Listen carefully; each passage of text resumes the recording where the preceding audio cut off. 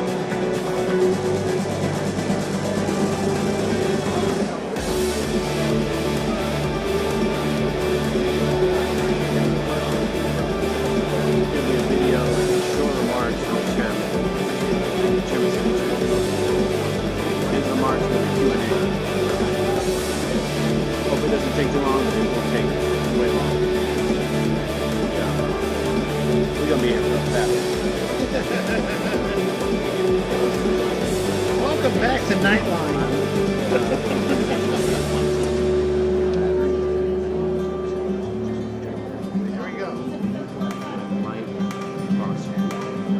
Poor guy. If not, no worries. That's it.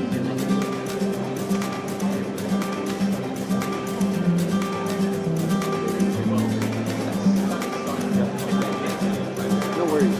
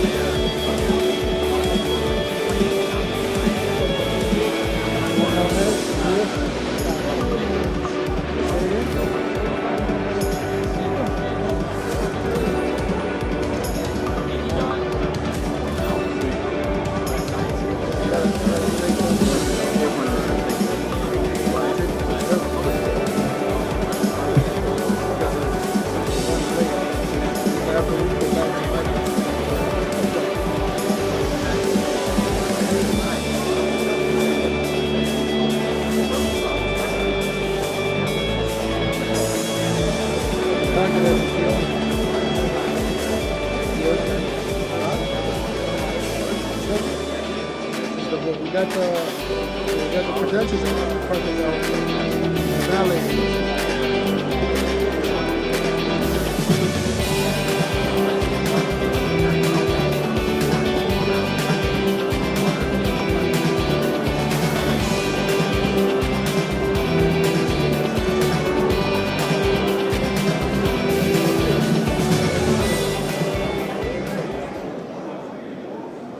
Embark on a transformative journey where innovation meets purpose.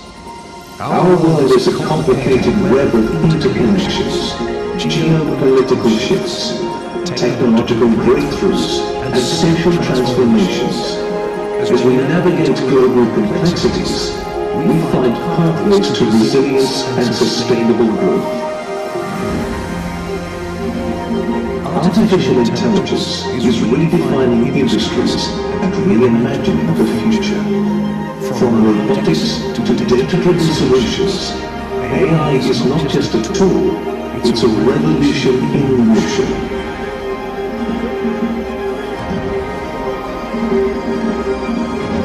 Biotech is rewriting the blueprint of life and leading us into an era where genetic innovation transforms our evolution.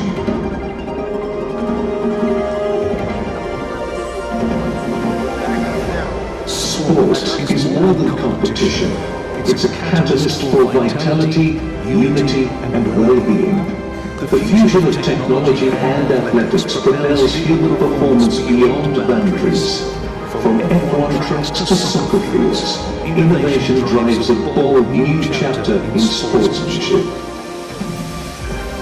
Visionary investors and innovators show us that the power of transformative technology is within our grasp. Innovation is blossoming, and with it comes a surge of investments, planting the seeds of tomorrow's breakthroughs. We must not forget about our planet. We need to protect our precious Earth for the next generation. The future is ours to shape if we invest with purpose. Welcome to the 3rd edition of the FII Priority Summit, Miami.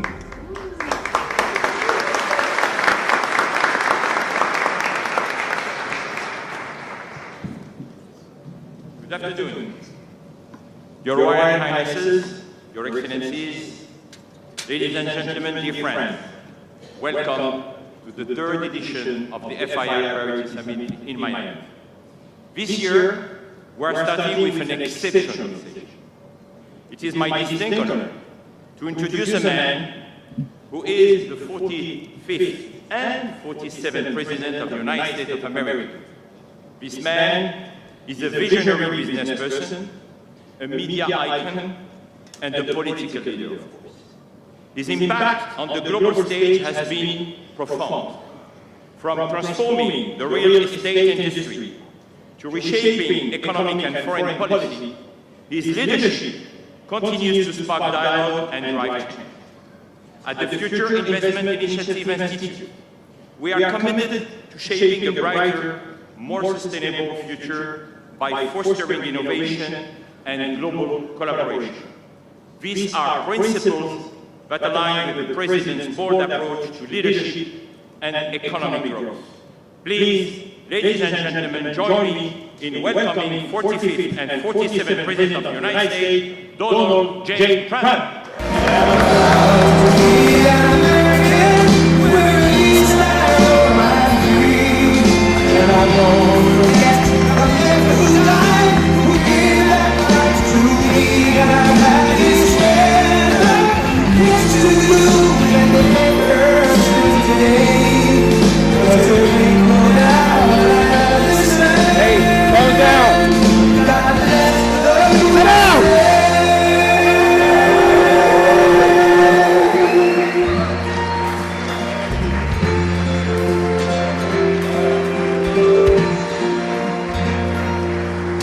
From the lakes of Minnesota to the hills of Tennessee, I'm sea to shine to sea. Detroit down to Houston and New York to LA. Cause there's pride in every American heart. It's like we stand and say.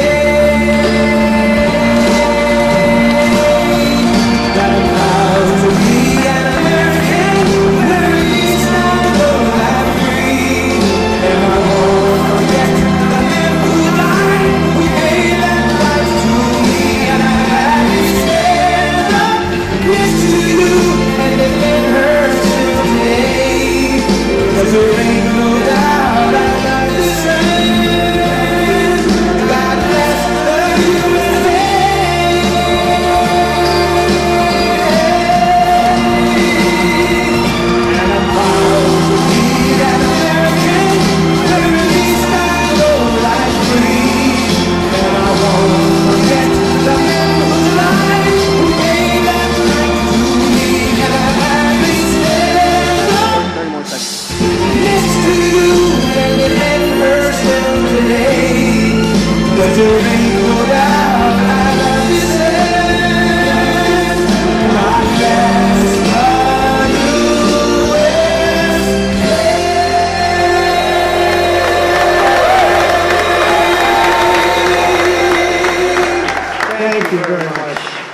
a great group. This is, you have to see outside, it's going wild outside with a lot of love for all of us, I guess. But thank you, Richard, for the introduction, and thank you to all for such a warm welcome. It's great to be back in beautiful Miami, where I've actually built a lot of great buildings with the Desert family and some others. We've had tremendous success in Miami. We have Trump Towers and Sunny Isles Beach. It's 4 beautiful buildings right on the ocean. The Trump Grande, put the little E in the end for a little, class it up a little bit. Trump Grande and the 700-acre Doral. It's a tremendous country club, and it's actually the most successful country club in the U.S., where I was just given approval to build 1,500 units, and I couldn't care less about building units. When you're president, who the hell wants to build units? I've been building units all my life. I don't want to build units, but they gave us permission to do it. But today is a tremendous honor. Become the first American president to address the Future Investment Initiative Institute. That's the first one. That's very always known.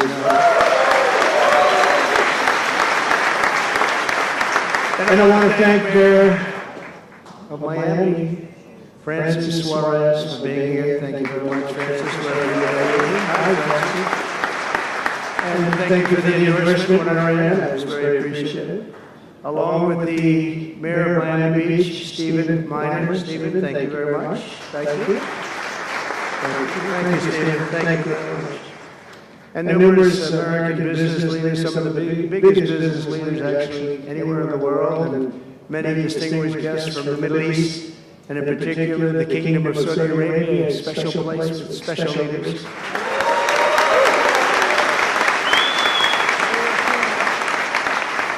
And including FII Institute Chairman and Governor of the Public Investment Fund, which is a seriously big fund. Yasser, I see you there. Stand up, Yasser. Everyone knows Yasser. Thank you. Great guy. Great person. And Finance Minister Mohammed, thank you very much. Thank you, Rick. Thank you very much. Good to see you again. That's pretty good Finance Minister of that part of the world. That's not bad. Other parts of the world, not so good, but that one is good. And many other senior government leaders. I also want to recognize the Kingdom's ambassador to the United States, Her Royal Highness Princess Rima. Very popular. Wow, that's very nice. Sitting next to Elon. Wow, you couldn't do better than that, huh? As well as my own special envoy to the Middle East, who's really done a fantastic job, Steve Witkoff. Thank you. He's been busy. And Michael Waltz is here. Where's Michael? Michael's been so busy. They've been going back and forth and back. And a woman who was just voted the most powerful woman anywhere in the world. I'm going to go with Princess Rima, but she was voted the most powerful woman anywhere in the world, Susie Wiles. Thank you. Most powerful woman, that's pretty good. We have to talk to you about that, Susie. It's pretty good. And also, we all know Jared Kushner, a very special guy. Thank you, Jared. Thank you, Jared. And Elon Musk. He's been making it in the news lately, hasn't he? Very positive. Stand up, Elon. He's a great guy.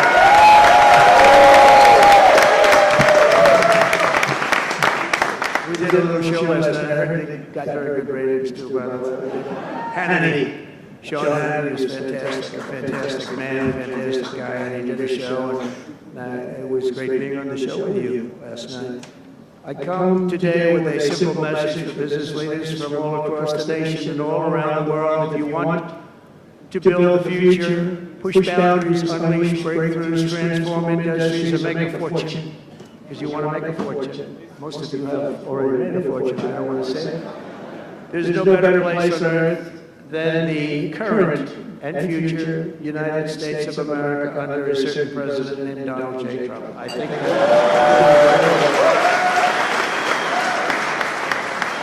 they're saying that November 5th, Election Day, 2024 will go down as one of the most important days in the history of our country. They said in 129 years, the most consequential election. I don't know if they're right about that or not, but it sounds good. I wanted to see if I could get a couple of more years stacked on, but I figured the fight wasn't really worth it. 129 is a lot. And as of January 20th, 2025, the dark days of high taxes, crushing regulations, rampant inflation, flagrant corruption, government weaponization, all I know about weaponization, and total incompetence will be gone forever. Will be gone forever.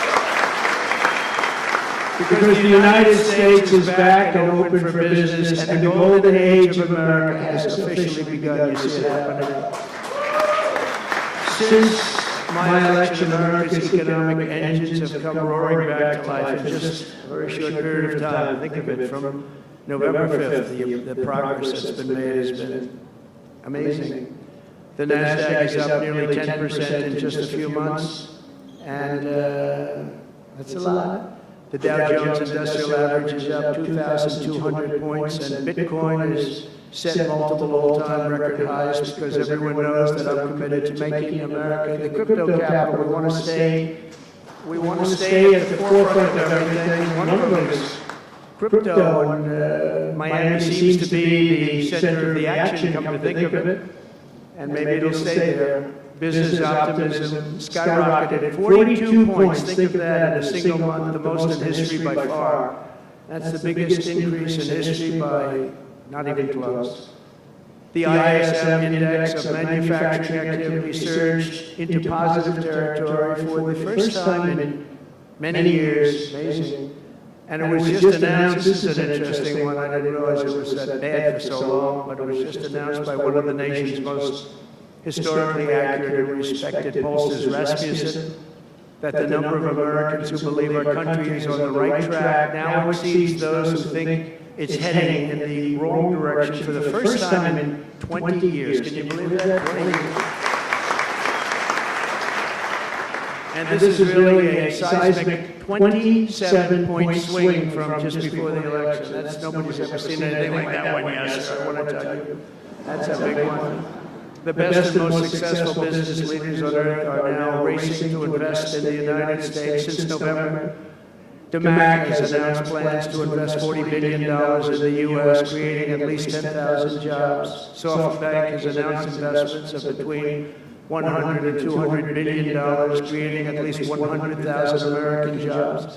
Oracle and OpenAI and SoftBank are now collectively committing $500 billion to keep the United States on the cutting edge of artificial intelligence, and so many more. I mean, so many companies that want to come to the White House and have a little news conference all the time. I said, why don't you just announce it? But they want to come, and I'll do that. I don't mind doing that. I say anytime they want to go 10 billion or more, I'm there. 10 billion or more. But on his recent visit to the White House, the Prime Minister of Japan announced he anticipates Japanese investment in the United States of well over $1 trillion, and we're working on an Alaska pipeline already, which is the closest point to Asia. And as you know, the ANWR, which we've started, Ronald Reagan couldn't get it approved, nobody could get it approved for so many years, couldn't get it approved, I got it approved, actually I got it approved twice, I got it approved and Biden ended it. That was a shocker, but we just got it approved again. And we're going to be, it's probably the largest deposit maybe anywhere in the world, just by itself. It's, they say, of similar size to Saudi Arabia, so we hope that's correct. But all of this is only happening because of the world-changing results of the 2024 election. We won the House, we won the Senate, the White House, and the Electoral College, and the popular vote. In a landslide, we also won all 7 swing states, and all 50 states shifted in the Republican direction for the first time ever. So every state, every single state of the 50 states shifted Republican. It's never happened before. Either way, it's never happened. And 85% of counties voted for Trump. Think of that. So you have 2,600 counties versus 525. 2,600. Think of that. That's why when you look at the election map after it was all done, the certified map, the whole thing was red. 2,600 versus 500. It's a big difference. Nobody's seen anything like it, actually. So as a result of this very historic victory, investors from all over the planet once again have confidence in America's future and respect for America's leaders. And it's about time we get a little respect. The last administration was the worst and most incompetent in the history of our country, but we are moving quickly to fix every single disaster Joe Biden created and make America stronger and more prosperous than ever before.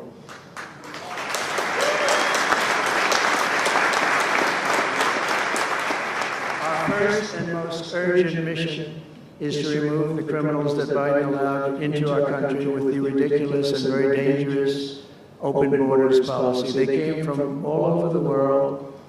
They came from prisons and jails. They came from mental institutions and insane asylums. They were gang members. They were drug lords. They came from all over, and they were allowed to come into our country. And we're getting them out in record levels, just like they came in record levels. I want to thank Tom Homan and Christie, who was just she's doing a fantastic job, Governor of South Dakota, and Tom Homan, you know, they are doing a fantastic job, and the results are incredible. And every country is taking them back. They're sending their criminals to us, and they're all taking them back. We had a little problem with a couple of them that ended very quickly. And some said, we don't really want MS-13 back in our country. But I said, congratulations, you're taking them back. And they took them back. And by the way, Europe and other places ought to start also doing that. They better start looking at immigration, because it's really hurting Europe very, very badly. And they better get smart and they better get tough before it's too late. We're also working to end the highest inflation in our country's history, all caused because they played with our energy policy and wasted money on the Green New scam and other things such as that. And they wasted money at never seen before levels. If Joe Biden had simply held federal spending at the pre-pandemic levels we had in 2019, we would have virtually no inflation. We're trying to balance the budget immediately, and because of the tariff income, which is really, it's already turned out to be amazing, actually. It's really meant more for bringing countries and companies into our country, but it's, the numbers are rather staggering. Because we're the big piggy bank that everybody wants to be, and they can play games and they can say, well, there'll be retribution and, you know, equal this and that. But they can't be equal. But we want to keep it so that we're the big piggy bank. And if we had years like we did the last 4 years, that wouldn't have lasted too long. We're not promising it, but, you know, all of these things could happen. We hope to balance our budget. So I don't want to promise it, because if I do and we come about $10 short, the fake news media back there would say, we have breaking news. He did not make it. He did not make it. But we'll get it done very soon. It might not be this year, but it could be this year. Actually, we have a chance of getting it even this year, which people would be shocked at, because they were talking about 10 years, 15 years, 20 years. When I took office last month, we inherited the consequences of inflation. That was more than 4 times what it was when I left 4 years ago. Think of that. I left, it was at 1.4%. And the annual government spending over $1.5 trillion more than projected in 2020 alone. 1.5 trillion. But under the Trump administration, all of that is changing faster and more dramatically than anyone ever thought possible. They didn't think it was possible to do what we've done in just a very short period of time. We've accomplished more in 4 weeks than most administrations accomplished in 4 years. On my first day in office, I imposed an immediate federal hiring freeze, a federal regulation freeze, and a foreign aid freeze. I signed an order creating the Department of Government Efficiency and put a man named Elon Musk in charge. Thank you, Elon, for doing it.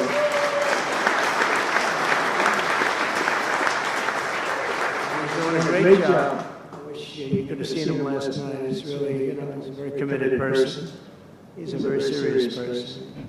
And these are very high IQ people. You know, I like high IQ people. Not all have to be, but you know, it'd be nice to have some people up there that he's a seriously high IQ individual. Now he's got his faults also, I will tell you that. But not too many of them, which is now really waging war on government waste, fraud, and abuse. And they're curbing inflation and saving taxpayers billions and billions of dollars every single day. There's even under consideration a new concept where we give 20% of the Doge savings to American citizens and 20% goes to paying down debt, because the numbers are incredible, Elon. So many billions of dollars, billions, hundreds of billions, and we're thinking about giving 20% back to the American citizens and 20% down to pay back debt and pay down debt, which is, if you look at value, if it were a real estate balance sheet, the debt is tiny, but we still want to pay it down. Doesn't matter. We don't look at it as a piece of real estate. It's America. We're going to get it down through intelligence, hard work, and as Elon said, a word called caring. You have to care. By doing this, Americans will tell us where there is waste. They'll be reporting it themselves. They participate in the process of saving money. So many of the men and women in this room, as an example, they pay tremendous amounts of taxes. And here are just a few examples of where your money was going before I came along. These are just some of the, just taken at random. Oh, there are much worse examples than this. I was just looking at them before the speech, and I can tell you they were much worse. And there are some that are horrible, but I don't want to really say them because they're very, very embarrassing to people. Very, very embarrassing. And they're really something, but you'll be seeing it and you will be reading about it. But just some taken at random, $2 million for sex change operations in Guatemala, $20 million for Sesame Street performances in Iraq. $20 million, that's a lot of money. You know, I know what it costs to do those things. You get a cast over for $50,000, give them a couple of bucks tip, that's it, not 20 million. 20 million, that's Gone with the Wind on steroids. $101 million for 29 diversity, equity, and inclusion contracts at the Department of Education, wow. And we've also canceled all of these, saved all of this money. And again, this is just a small sample. This could go on, I could read them all day. $520 million for a consultant. I want to know who's that consultant. To do ESG, that's environmental, social, and governance investments in Africa. $25 million to promote biodiversity conservation and illicit livelihoods by developing socially responsible behavior in Colombia. $40 million to improve the social and economic inclusion of sedentary migrants. Nobody knows what that even means. None of this stuff. Everyone's trying to figure out what the hell does it all mean? $42 million for social and behavior changes in Uganda. 40 million is a lot of newspaper ads in Uganda. $70 million for research of evidence-based solutions for development challenges. $10 million for Mozambique medical male circumcision.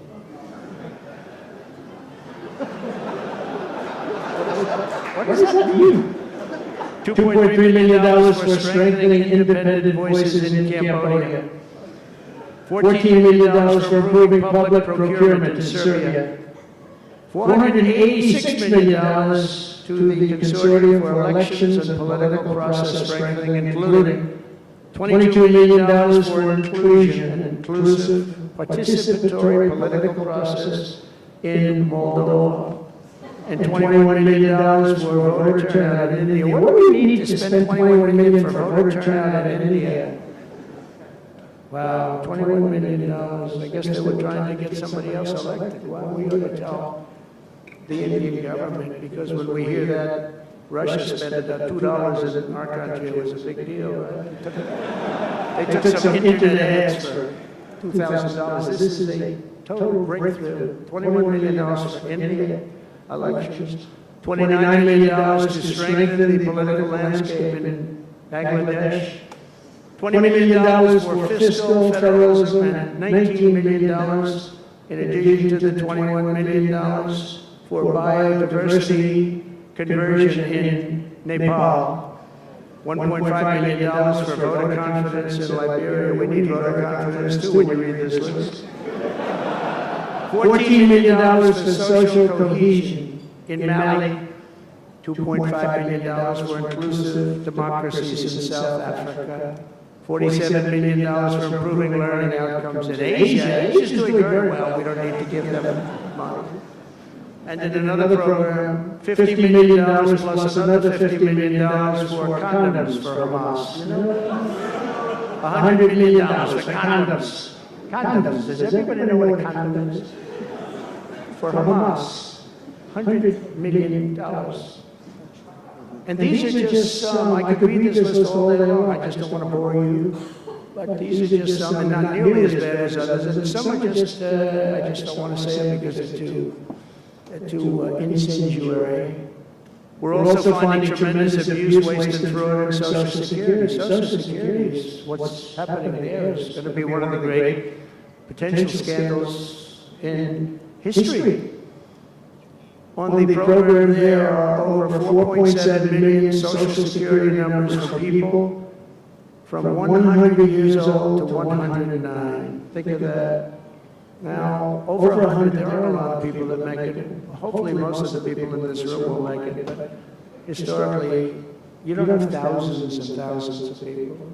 But listen to this: 3.6 million people are on Social Security rolls from the age of 110 years old to 119. Do you think there are really that many? Those people are seriously old.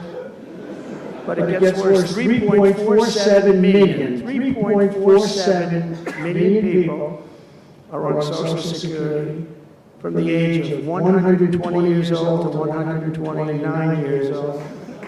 3.9 million people are on the age of Social Security from 130 years old to 139 years old. Now, the all-time record, I heard, is a woman who was 127 years old. That's the record. A woman from a certain country where they have actually people that live pretty long, actually, and she was 127 years old. That's pretty old. But we're topping her by millions. 3.5 million people from the age 140 to 149 years old. 1.3 million people are on Social Security from the age 150 to 159. And over 130,000 people are on Social Security over the age of 160 years old, okay? Including 1,039 people, think of it, over 1,000 people between the ages of 220 to 229. And one person between the age of 240 years old to 249. And the record topper, there is one person on Social Security who's 360 years old, which is approximately 110 years older than our country.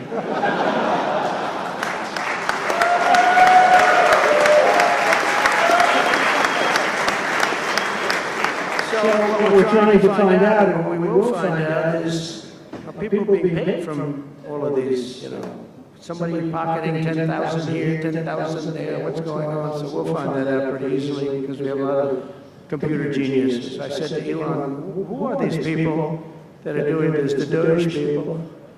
I said, who are they? Where do they come from? He said, well, number one, they love our country. Number two, they're really genius at computers.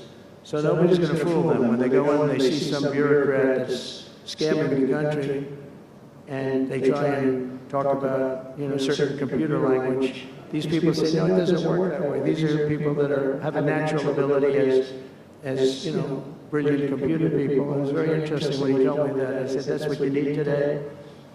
But all of these scams have now been terminated. In addition, over the past month, we have effectively eliminated the U.S. Agency for International Development, which was funding much of this lunacy. We virtually shut down the out-of-control CFPB, escorting radical left bureaucrats out of the building and locking the doors behind them. What they were doing was so terrible. Where they were spending the money was so terrible. What we haven't looked at yet, but will be, is does the money come back to them? Because nobody can be stupid like that. And they're not stupid, they're smart, actually. You know, why are they doing that? Does money come back to them? So we'll figure that out pretty easily, I think, and quickly. But I've ended all of the so-called diversity, equity, and inclusion programs across the entire federal government and private sector. I notified every single government DEI officer that their jobs have been deleted, they're all deleted. And it's interesting, even these companies that have tremendous amounts of money, a number of them just announced, Walmart, if you can believe it, they just announced that they're stopping. And, you know, these companies are running off like $220 million. How can you spend that much money no matter what you're doing? If you're teaching something, you're going to have an instructor, you're going to talk, you're going to give them a book. Please read the book. You know, then you find they spent $225 million on that. What's going on? And we were going in the wrong way. You know, military was really, although I tell you, you know, we defeated ISIS with our military in 3 weeks. General Raisin King he's a real general, not a television general. And 3 weeks ISIS, and I asked him, and I saw some of his people that were so great, the soldiers. We have the greatest military in the world, but we don't have the greatest top leadership. That's why Afghanistan was such a horrible situation, so embarrassing, and so many other things. But when we want to, with proper leadership, there's nobody even close to us. We have the best equipment in the world. We make the best equipment in the world.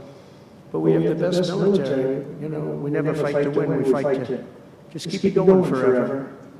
And when we fight to win, there's nobody that can even come close to us. But I was talking to General Dan Kane, we call him Raisin Kane, and I was told it would take about 4 years to defeat ISIS, and he did it in 3 weeks. I said to him, what do you think, General? How long will it take? Sir, I think we should do it in less than 4 weeks. You're going to have time left over, and he did that. And we were told by the television generals it would take 4 years, so we did it. That's when I went to Iraq. I flew to Iraq, and late at night, the dark of the night, all the windows closed, all the lights off in the plane, Air Force One. And we flew in, and it was pretty amazing. I'll tell you, we were landing, and there were no lights in the plane. Sir, we have to turn off all lights. I said, you mean we spend $9 trillion, and we have to fly in Air Force One with the lights off? And I went up to the pilot, said hello. And by the way, these guys are like central casting. These are the best-looking human beings. Everybody's like perfect. The most handsome people, the best-looking people you've ever seen with the flat tops and the whole thing. And I was a little concerned because the lights are off, and everything's off, and even the lights where he was were down, very dim, very dim, with all of the lights on the fancy dashboards of the plane, of Air Force One. We're getting a new Air Force One, and they can never finish the damn thing. We're getting 2 of them, actually.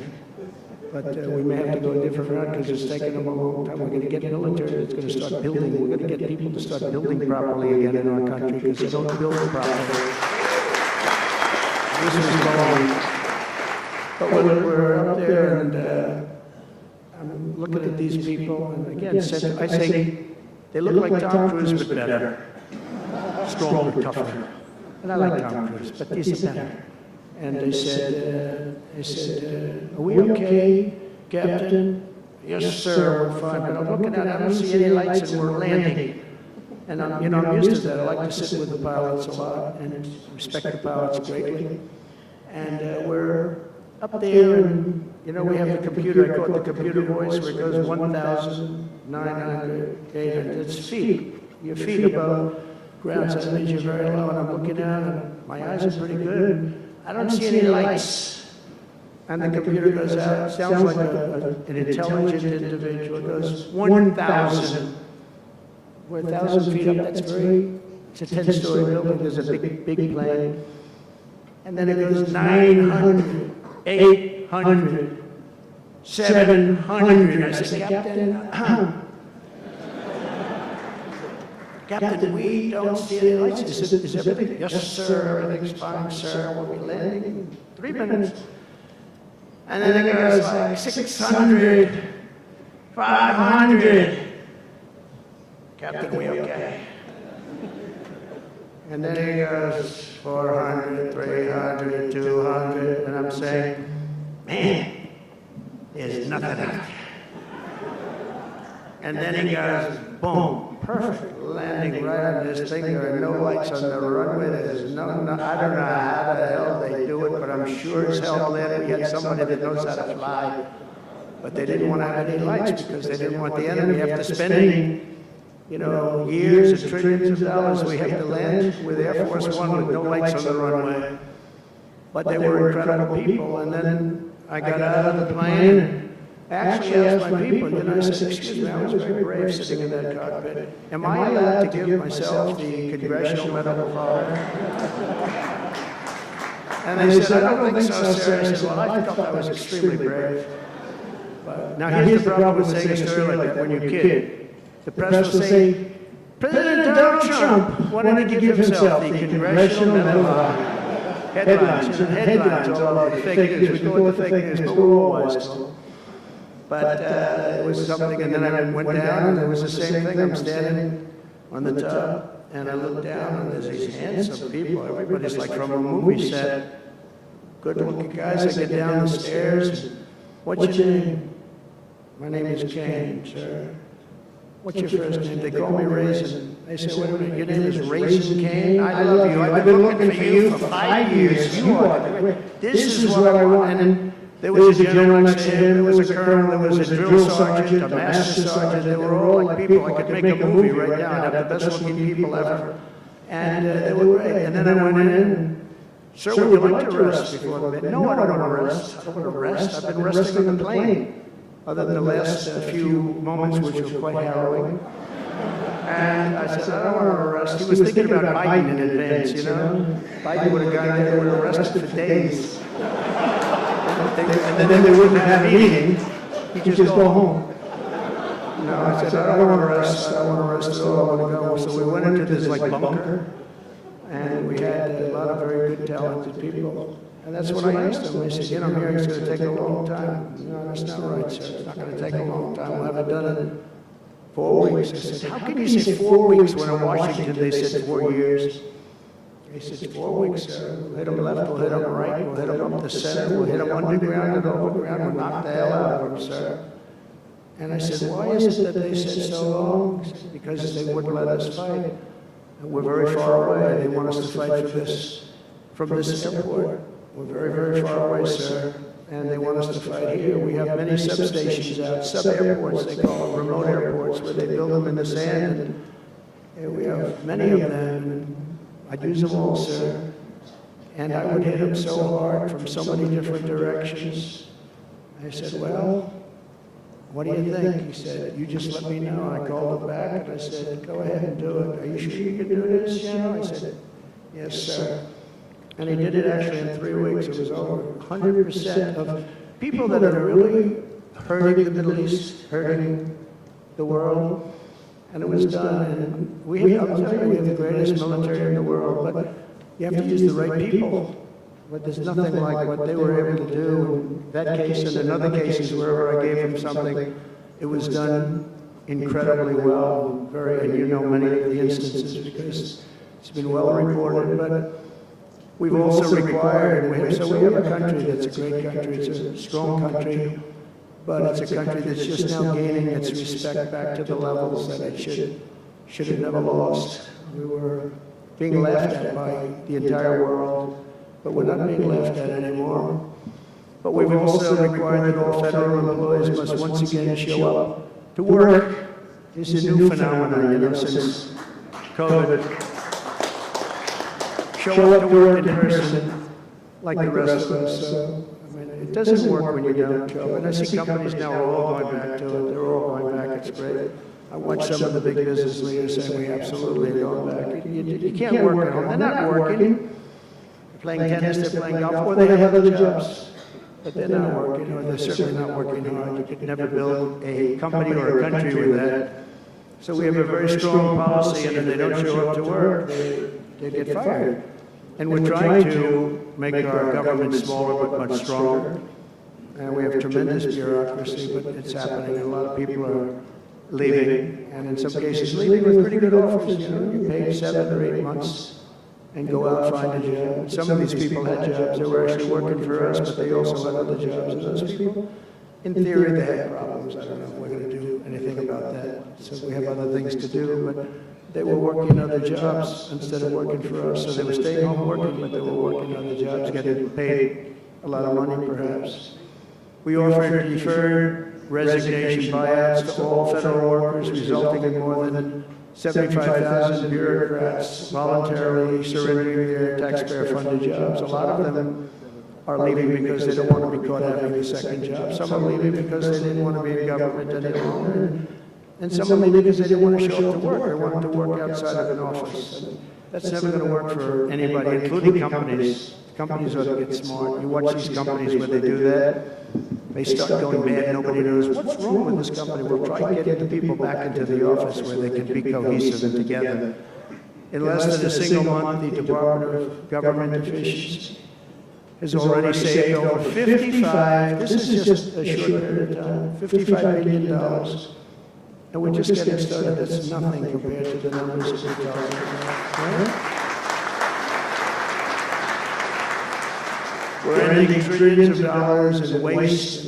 It'll mean much lower inflation, lower interest rates, lower payments on mortgages, credit cards, car loans, and much higher stock markets. I think the stock market's going to be great. In other words, we will rapidly grow our economy by dramatically shrinking the federal government, and we have to do it. I'm also taking fast action to end the radical left nation-wrecking crusade against oil and natural gas. Over the past 4 years, the Biden administration cut the number of new oil leases and gas leases by 95%. They slowed new pipeline. I mean, look at the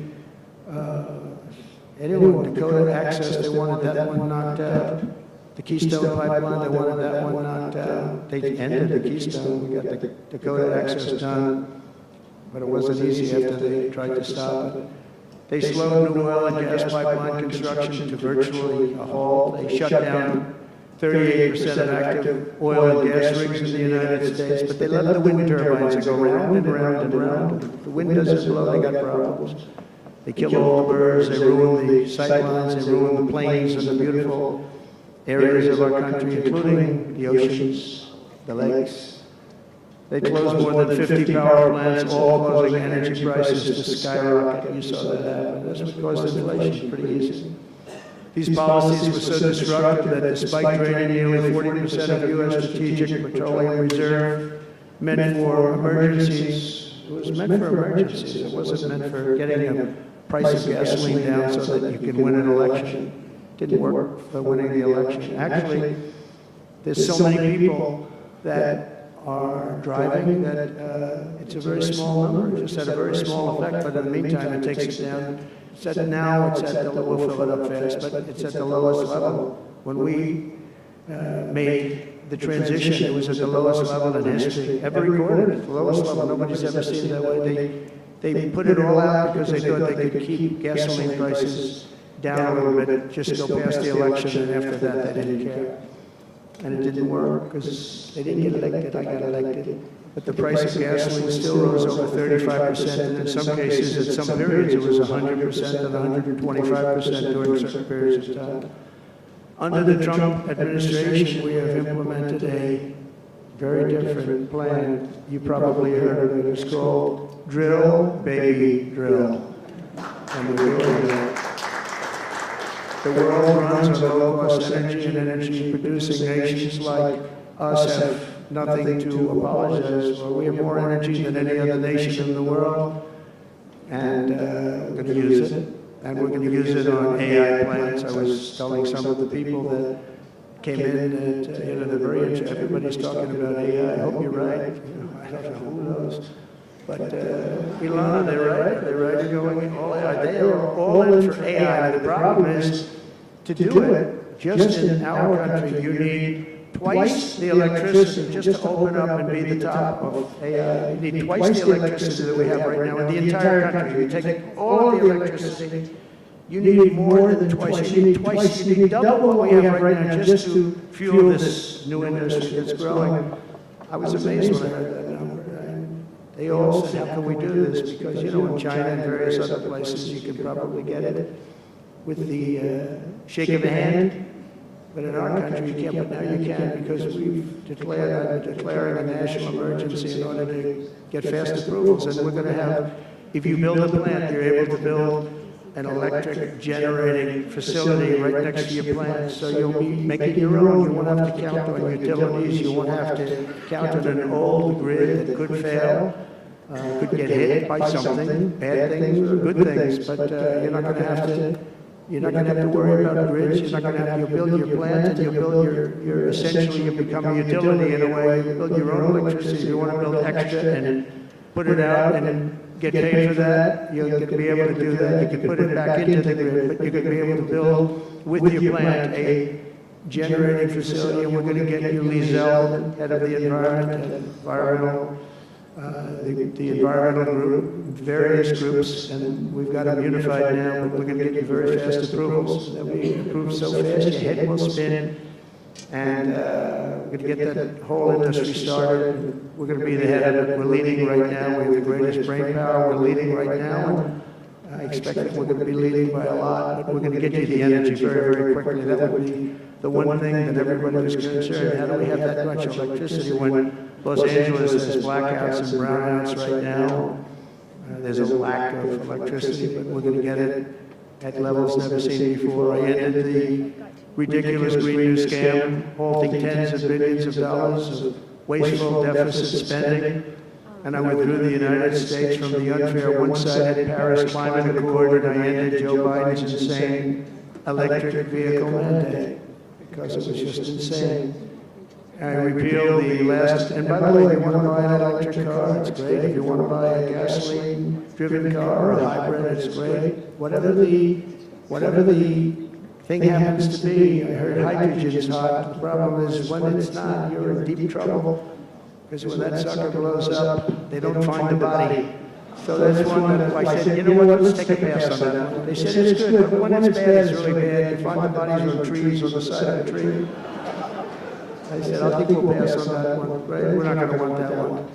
But you never know, maybe someday it'll be good, but it doesn't sound like it's off to a good start. I repealed the last administration's very destructive natural gas export ban. And last week we approved our first new liquefied natural gas export license, and we have literally hundreds of people that want to export. I recently met with the Japanese Prime Minister, Shiba, to discuss large increases in American oil and gas exports. They wanted so badly. They said we went to the Biden administration, they wouldn't sell it. They wouldn't sell it. Nobody knows why. Biden didn't know why either. They asked him, I don't know. You want to, they did? Oh, I didn't know that. But we're going to sell it, and the new project in Alaska is going to feed all of Asia. We're going to take care of all of Asia. We have so much oil and gas, like very few people, like very few countries have, like really actually no country has. I also met with Prime Minister Modi of India, who wants to greatly expand India's purchase of American energy, and my administration has also launched the most aggressive deregulation program of any nation in history. Under my executive order, for every one new regulation added, 10 old regulations have to be eliminated. And you know, in our first term, which was actually an incredible success, we had the greatest economy in history until COVID, and even after that, we did great. The stock market was higher. If you think of it, it was higher after the fact. After we went through that whole thing, it was higher than it was just prior to COVID coming in, which is a pretty amazing thing. But we did a great job on that, but it was a terrible thing for the world. The whole world suffered. It suffered terribly, including China, including other countries. It was a terrible period of time. But despite that, we did well. But we had the greatest economy in the history of our country. And I think this time we're going to do even better.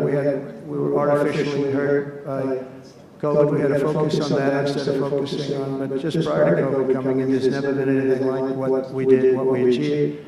And even after we did very well, and especially considering what all of us had to do with COVID, some nations were hit so badly, it's just unbelievable what happened to them. As part of our effort, I've signed executive orders to keep the United States at the forefront of artificial intelligence and to end Joe Biden's war on Bitcoin and crypto. We ended that war totally. That war is over. They were very hostile toward them until the very end, just because there's so many people on Bitcoin and crypto that just before the end, the SEC came out and they were being very nice. It was so nice to people because so many people were being indicted for no reason whatsoever. Very political group of people. It's all they did was they liked indicting people, but they were being indicted, and many of those indictments were dropped just before the election because they said, wait a minute, there's 100 million, 125 million people using this, and they didn't want to have, you know, all these people being voted against. But by the time they did that, it was too late. We had that vote entirely, I think. I think anybody smart that believed in that, and there were a lot of people believing it, anybody that was smart voted for Trump. And they pulled the indictments. So I see people that were indicted, they said, I saved your life. I saved your life.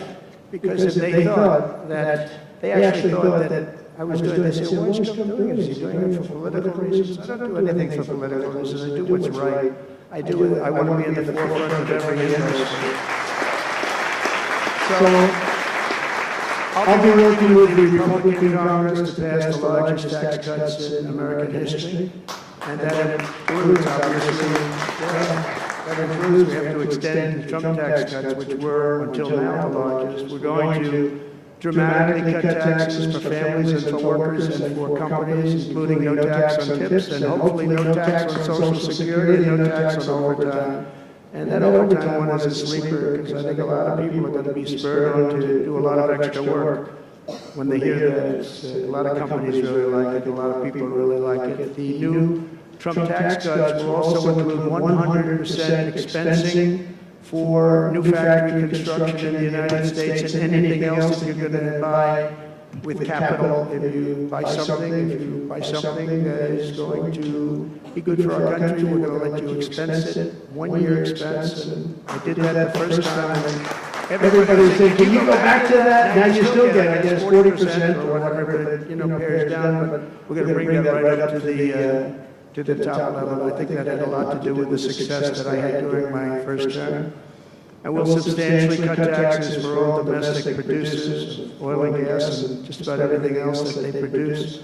In my first term, I brought the business tax down from around 40% to 21%, which everybody said was an impossible thing to do. I cut it from 40 to 50. It actually was state said it was much higher than 40. I got it down to 21%, and now I'm bringing it down to a goal of 15%, but only if you make your product in America. In other words, you're going to be at 21%, but if you make your product in America, you're going to go from 21 to 15. If you don't, you're going to be 21%, which is still lower than anything. So guys like Elon are going to come and make these great cars in the United States. So a lot of people call, a lot of car companies are calling. They called me, three of the majors. They called and they said, we're looking all over the place. We want to be there. I'm going to be announcing tariffs on cars and semiconductors and chips and pharmaceuticals, drugs and pharmaceuticals and lumber probably and some other things over the next month or sooner. And it's going to have a big impact on America. We're bringing our businesses back. If they don't make their product in America, then they very simply they have to pay a tariff. But if they do make their product in America, they don't have to pay any tariff. It's all going to bring trillions of dollars into our treasury, or it's going to mean that there won't be any taxes because we want to have a fair base. If they don't have it, we don't have it. If they don't pay, they don't charge us, we don't charge them. It's pretty simple. The Republican Party is once again the party of common sense. We're a party of common sense. We want strong borders. We don't want men playing in women's sports. We don't want to have transgender for everybody. We're the party of common sense. That's how we won the election in such a big manner. We'll no longer allow other countries to ransack and plunder our nation. That's why I have announced that we will soon begin imposing reciprocal tariffs on any country that engages in unfair and unequal trading practices.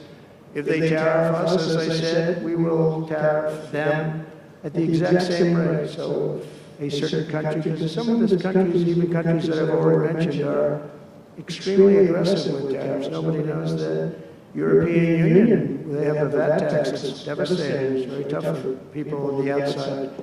Hard to sell cars. It's really impossible to sell them because they also have non-monetary tariffs that are very, very tough. But if you take a look at that, it's a very unfair situation. And the VAT tax is similar to the tariff.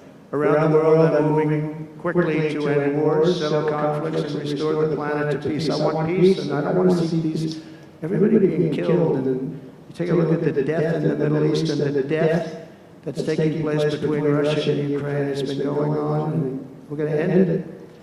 There's no profit for anyone in having World War III, and you're not so far away from it. I'll tell you right now, you're not so far away. If we would have had this administration for another year, you would have been in World War III, and now it's not going to happen.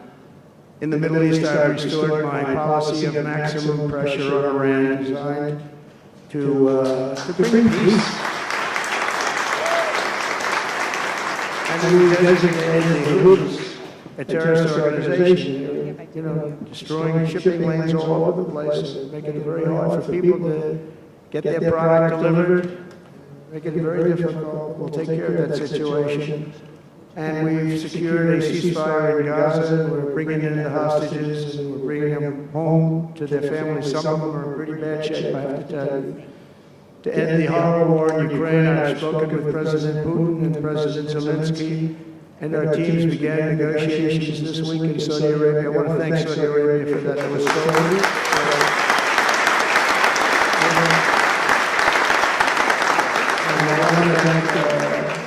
in particular, we have so many of the people, yes, or Muhammad, all people, but in particular, we have to thank Crown Prince Mohammed bin Salman for hosting these historic talks. And talks that went very, very well. Steve was there, Steve Woodcroft was there, Michael was there, Michael Waltz, and others, and they really went well. It's a big step. We've got to get that war over with. You have to see the people that are dying. I look at the pictures, the satellite pictures of the field, some level field, and it looks like a modern-day version of Gettysburg. You know what that means? It is just carnage. It's horrible. And, it's not American soldiers. It's not even soldiers from the Middle East in the case of Ukraine and Russia, but it's people, it's young people from Russia and Ukraine mostly that are just being decimated. It's flat fields. And a bullet goes, and a bullet only stops when it hits somebody. And the level of people being killed in that battle, soldiers, young soldiers, in some cases old soldiers, because they're running out of people, they're running out of soldiers, one case. But think of it, a modestly successful comedian. President Zelensky talked the United States of America into spending $350 billion to go into a war that basically couldn't be won, that never had to start and never would have started if I was president, not even a chance. And it didn't start for 4 years, never would have started.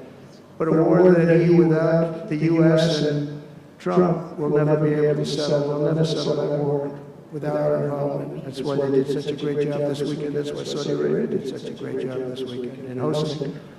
The United States has spent $200 billion more than Europe, and Europe's money is guaranteed. They get their money back. It's a form of loan. Nobody knows that. I know that. I said, why isn't somebody saying, we do it the same way? And we spend much more money. We have to equalize. But while the United States gets nothing back, so they get their money back, it's a loan. We just give our money. And we had a deal based on rare earth and things, but they broke that deal. But they broke it 2 days ago. We had a deal because they said, we're spending $350 billion, and Europe gets their money back in the form of a loan, and we don't. We're just giving the money hand over fist. That's the Biden administration for you. But they're no longer dealing with the same United States as they were dealing with a few months ago. Why didn't crooked Joe Biden demand equalization? And that this war is far more important to Europe than it is to us, and that is a very big, beautiful ocean, a separation. This is, we're helping Europe, we're trying to help Europe. On top of this, Zelensky admits that half of the money that we sent them is missing. They don't know where the money is. He said, well, we don't know where half of it is. That's great, wonderful. He refuses to have elections, slow, and the real Ukrainian polls, I mean, how can you be high with every city is being demolished? It's hard to be. Somebody said, oh, no, his polls are good. Give me a break. Every city is being demolished. They look like a demolition site, every single one of them. And the only thing he was really good at was playing Joe Biden like a fiddle. He played him like a fiddle. That's an expression we use, yes, sir, to say that he's pretty easy, pretty easy. A dictator without elections. Zelensky better move fast or he's not going to have a country left. Gotta move fast. That war is going in the wrong direction. In the meantime, we're successfully negotiating an end to the war with Russia. Something we'll admit that only Trump is going to be able to do in the Trump administration. We're going to be able to do it. I think Putin even admitted that. Biden never tried. Europe has failed to bring peace, and Zelensky probably wants to, maybe he wants to keep the gravy train going. I don't know what's the problem, but he hasn't been able. He's very upset that he wasn't invited. He could have come if he wanted to, but that he wasn't invited to Saudi Arabia. But he's been working for 3 years. There's never been even meetings or phone calls to stop this war. It's a horrible thing. I figure Russia's lost 900,000 soldiers. I think that Ukraine's lost probably 700,000. And it's a terrible thing. You'll see bodies and body parts all over the field, all over. We see them through, very accurately through satellites. I love Ukraine, but Zelensky has done a terrible job. His country is shattered, and millions of people have unnecessarily died. And you can't bring a war to an end if you don't talk to both sides. You gotta talk. They haven't been talking for 3 years. So we hope to see a ceasefire soon and to reestablish stability in Europe and the Middle East.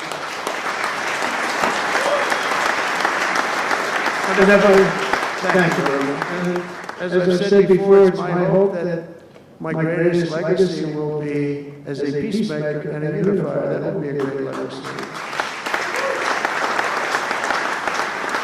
So in conclusion, the golden age of America is upon us, and I'm inviting everyone here today and every citizen across our land to take part in the most extraordinary period of peace, prosperity, growth, innovation, wealth creation, and expansion the world has ever seen. We're on our way. I mean, everyone's talking about us. 3 weeks, we're in there for a couple of days, more than 3 weeks, and everyone's talking about it. You have to see the crowds of people outside.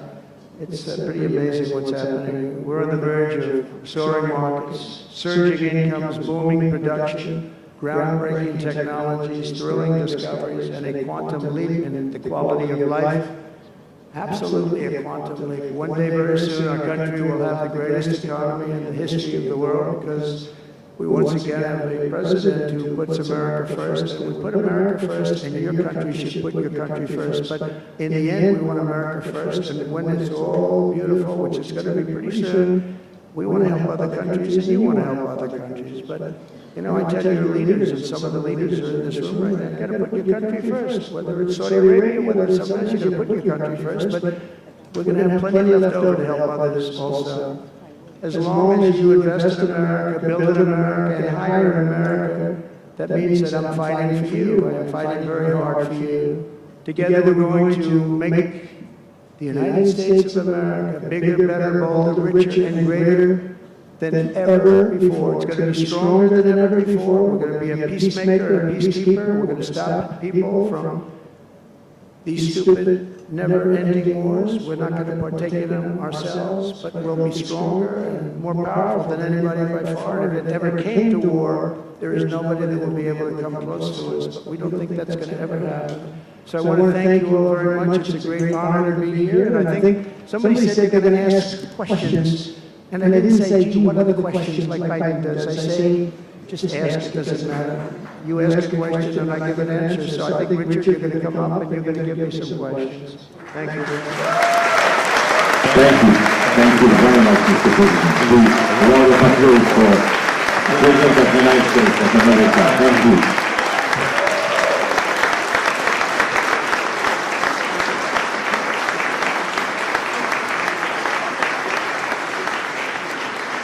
Mr. President, thank you for accepting to take a few questions. 20 years ago, I don't know if you will remember, we were under the same roof in Orlando when you were delivering an amazing speech in front of 3,000 sales reps, giving them the best advice to be successful. So, what is the best piece of advice that you have ever received? Well, I think it was watching my father. You know, my father was a very hard worker, and he just worked hard. And he was very smart. He had good genetics. His brother was the longest-serving professor in the history of MIT, Dr. John Trump.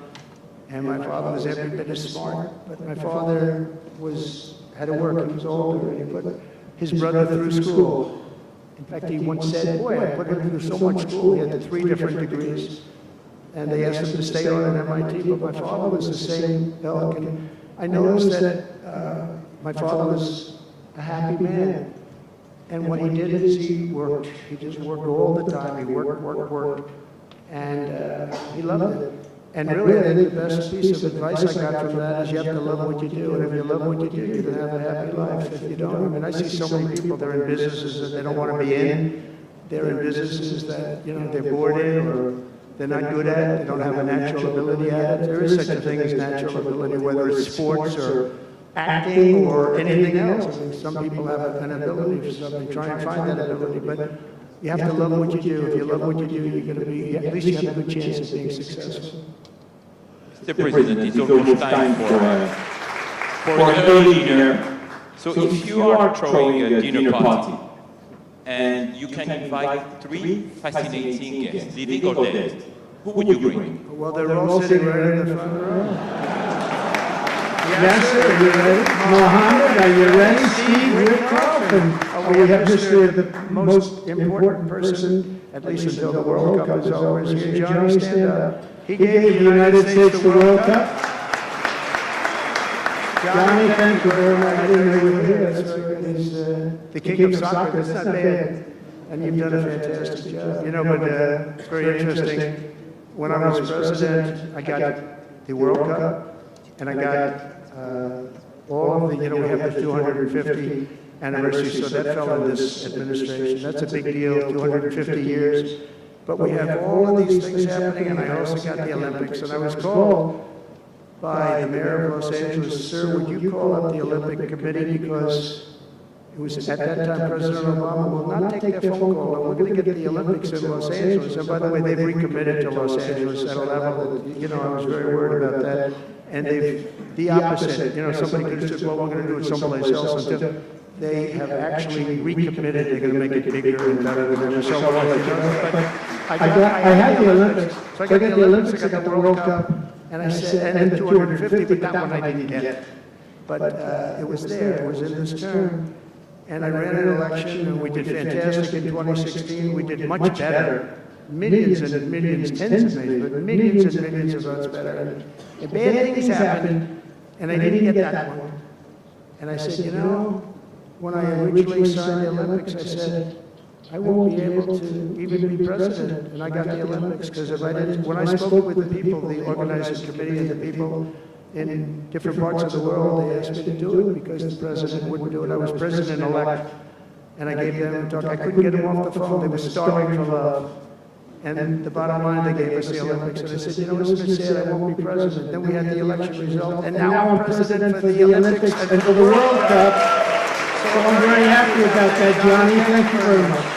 Thank you. I'll be there. I promise I'll be there. And by the way, Mr. President, backstage you have a gift from Gianni. He gave us the first ball with your name, which will be played for the World Cup in America. It's going to be great. Thank you, John. Very much.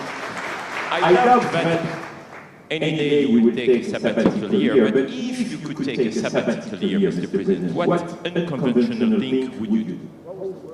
Sabbatical. You don't work for 1 year. But you said Sabbath.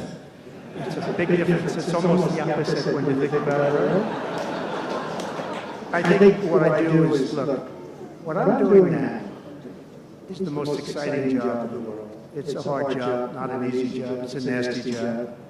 It could be a lot easier with, you know, I think that the news media has to straighten themselves out because people are getting it, you know, they're losing tremendous popularity, and they've lost their prestige, and they've lost their credibility. And I think it's a very important thing, the news media, but I think they have to straighten themselves out, because the people are going around them now. They have so many different things with, like Elon with X, which was a big thing, and we have Truth, which has been fantastic, and we have so many other things that you don't really need traditional. But I will tell you that there is just nothing I could do to enjoy my life, whether it's that or anything else that you asked, because this is the ultimate. I had to make a big decision, and it was a very risky decision, because if I would have lost, my life would have been a much different life. It would have been a very nasty life. They were going after me at levels that nobody's ever seen before. Not Andrew Jackson, not Abraham Lincoln. You know, the historians say that the president that was treated the worst by far by the media and overall was Andrew Jackson. In fact, his wife died of heartbreak. They were treated really rough, and Abraham Lincoln was second, but he had a civil war, you know, you can understand that. But nobody was treated like me, nobody. And I will tell you, you learn a lot about yourself. But there's nothing I'd rather do. I had to make a decision, do I do this? Because if I lost, it would have been very, very bad. It was dangerous, actually, very dangerous in so many different ways. And I decided to do it, and I said, I have to win, because if I don't win, I spoke to a friend of mine the other night, he said, you know, if you lost, it would have been very, it was actually Sean Hannity just before we did the interview last night. He said, boy, if you would have lost, you would have had a tough life, you would have had a very tough life. So there was a certain amount of courage involved in this decision to run, and it's a great honor to win by this much, to win all 7 swing states, the popular vote. Popular vote doesn't get won that much by Republicans for whatever reason. I think that's changing, because again, we're the party of common sense, and they're the party of some real bad things, and I think they'll change. I think they have to change. It would be wonderful. I'm going to be having lunch with some of the Democrats next week, and it would be wonderful if we could work together. I think working together would be great. But they have to change. You can't get elected on the programs that they want, and that's really what America wants to see. So there's nothing I'd rather do than what I'm doing right now. When we started this conference, yes, sir, and His Royal Highness the conference told us I want that to be the place where people will come to understand where to invest in terms of geographies and sector. So, what is the best investment you have made in your personal growth, Mr. President? Well, I was involved in real estate for most of my life, and with guys like Whitcoff will tell you I was really good at it, and I was successful at it, very successful at it. I've been involved in things prior to being president, but during the last 4 years, I followed sort of the trends, and I've made a lot of money with following some of these trends. And, it's, again, it's something that you do. I really believe that some people have instinct. I think I've always had an instinct for making money. I make money. And I went into show business. I had one of the most successful shows on television. I wrote books, and they were all bestsellers. Virtually every book was a big bestseller, some really big bestsellers. And so I don't know, it's whatever I do, I just want to make it successful. It's very important to me. There are many ways to make money. You can be in many different fields. And a lot of them is being in the right country. If you're in a certain country, our country is actually getting very bad, a very dangerous place, actually. Bad things were happening, but if you're in a certain country, you have a chance to do well. And no matter how good you are, if you were born into the wrong country, you're not going to make money. Now, you can do other things. You can attain power, I guess. Maybe it's the wrong kind of power, but it's power. But being in the right country, where you have the right incentives and entrepreneurship, etc., and America has always been sort of at the top, or one of the top, but always pretty much at the top.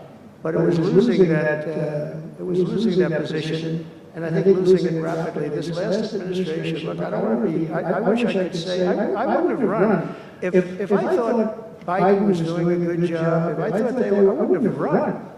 Because as I said, it was very dangerous to run in a lot of ways. In fact, my ear will show that when you look at it close. My ear, I have that throbbing feeling every once in a while, but it was dangerous in a lot of different ways. But he was so bad that I had no choice but to do it. If I thought he was doing a great job, I would have run, and I would be very happy I actually wanted him to do a good job. I was saying, do this, do that. I'm telling them, do things. They should have done what I said. But I would have been very happy not to have run, and frankly, to have seen somebody do a good job. But our country was going to hell, and I really sort of had to run. If you were a historical ruler, would you prefer to rule during war or peace? Well, I want to be, again, a peacemaker, and I want to keep us out of war, but sometimes to do that, you have to have a very strong country, you have to have a very strong military. And as I said, we have a much stronger military than anyone would know. We have the best equipment, and I bought a lot of it. I rebuilt our military in the first 4 years. I rebuilt it. We gave a lot of it away to Afghanistan, to the Taliban, stupidly, but that's a very small amount. It was billions and billions, but it's still a very small amount relatively to what we built. But I largely rebuilt our military. Now I'm going to have to do it again because so much has been given away, so much has been treated so badly.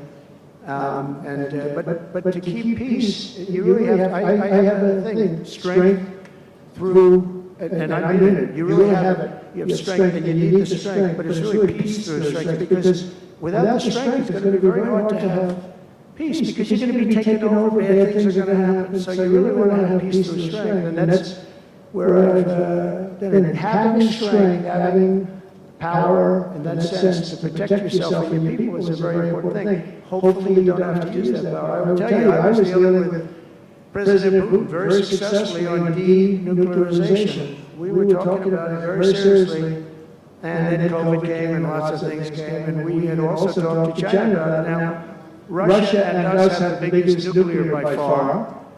China is not close, but they will be close. In 3 or 4 years or 5 years, they'll be equal. But we were going to talk to China, and I spoke to President Xi about it very successfully. I think we were going to denuclearize it. We would have had to get the smaller nuclear powers, of which there are 4, 3, maybe, but 4 probably, to do something. We would have been able to do that. But I was having very strong talks with President Putin about denuclearization. And, you know, you're president, you get presentations about what we're building, what we're having, the power of weapons, the power of many things besides weapons per se. But I saw the power of nuclear weapons, and we can never let that happen. If that happens, the ball game will be, the world will be destroyed. The power is so enormous. You look at Hiroshima, you look at Nagasaki, multiply that times 500 times, and the world would be destroyed. So you want somebody as your president, or you want somebody as your leader that understands that we just can't let that happen. We can't let other countries get nuclear weapons. Not only Iran, Iran is a good example, and maybe the one that people think about, but we can't let that happen. The power of weaponry today is so enormous that the world would disintegrate, so we can't let it happen. Mr. President, if you had to describe the United States of America in just 3 words, what would they be? In 3 words? 3 words. Love, respect, and strength. That's a tough question. That might be my best answer, Russell. It reminds me of high school at that point. That may have been the toughest question, actually. Do you think Joe Biden could have done that? I don't think so. I don't think so. We're almost at the end, Mr. President, but talking about the United States of America, what is one cultural habit in the US business that the rest of the world could learn from? What is the best practice? Well, I think we love our families, but I think a lot of the world loves their families. I was speaking to the head of Mexico because I complain constantly about people pouring in. Now our border is the strongest border we've ever had. We've gone from the worst border ever in history to the strongest border.